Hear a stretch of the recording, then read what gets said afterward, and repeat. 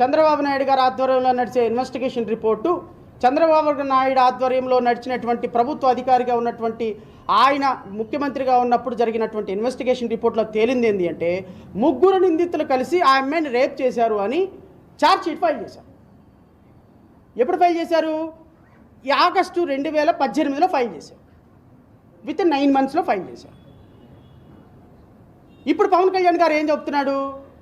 నిందితులందరూ తారుమారైపోయినారు, ఈ నిందితుల స్పాము ఆ పాప వర్జినాలో దొరికినటువంటి స్పామ్తో మ్యాచ్ అవ్వటం లేదు, కాబట్టి పోలీసులు మేము అరెస్ట్ చేయలేము, మేము ఈ కేసు నిలబడదు అంటున్నారు. నేనేం చేసేది? నన్ను ఎక్కడ దూకమంటారు, ఏ గొయ్యిలో దూకమంటారని పవన్ కళ్యాణ్ గారు అంటున్నారు.